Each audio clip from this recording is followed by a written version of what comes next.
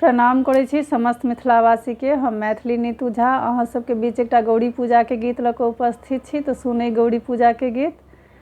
गौरी पूजू जानकी से जानकी, जानकी से जानकी पूरल कामना।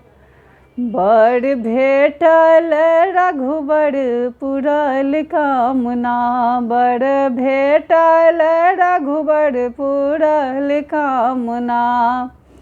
तीनाहे जल लाय गौरी हम पूजब, गौरी हम पूजब पूरल कामना। ओ त गंगा ओ जमुना सरयुग लयना, ओ त गंगा ओ जमुना सरयुग लयना। गौरी पूजू जानकी से जानकी, जानकी से जानकी पूरल कामना। बड़ भेटल रघुबर पूरल कामना, बड़ भेटल रघुबर पूरल कामना। तीना सिंदूर लाय गौरी हम पूजब, गौरी हम पूजब पूरल कामना। ओ त मटिया ओ पीपा चीन लयना, ओ त मटिया ओ पीपा चीन लयना। गौरी पूजू जानकी से जानकी, जानकी से जानकी पूरल कामना।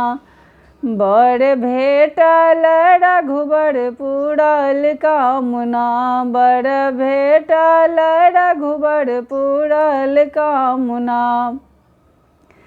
तीनाहे फूल लाय गौरी हम पूजब, गौरी हम पूजब पूरल कामना।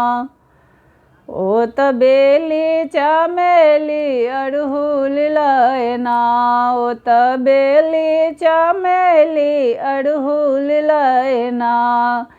गौरी पूजू जानकी से जानकी, जानकी से जानकी पूरल कामना।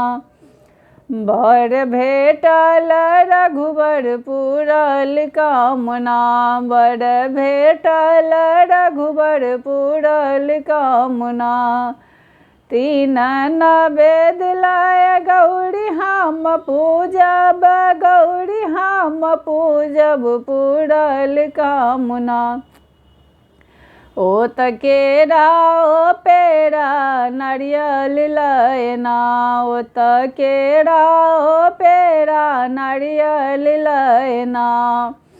गौरी पूजू जानकी से जानकी, जानकी से जानकी पूरल कामना। बड़ भेटल रघुबर पूरल कामना, बड़ भेटल रघुबर पूरल कामना। तीनाहे धूप लाय गौरी हम पूजब, गौरी हम पूजब पूरल कामना। ओ त धूपा ओ दीप गुगुल लयना, ओ त धूपा ओ दीप गुगुल लयना। गौरी पूजू जानकी से जानकी, जानकी से जानकी पूरल कामना। बड़ भेटल रघुबर पूरल कामना, बड़ भेटल रघुबर पूरल कामना। प्लीज अहाँ सबसे आग्रह है जे हमर चैनल के लाइक सब्सक्राइब शेयर जरूर करब और कमेंट्स में जरूर बताएब जे हमर गीत अहाँ सबके केहन लगैया। आ हर विध के गीत अहाँ सबके बीच हम राखब, जरूर सुनाएब सब गीत।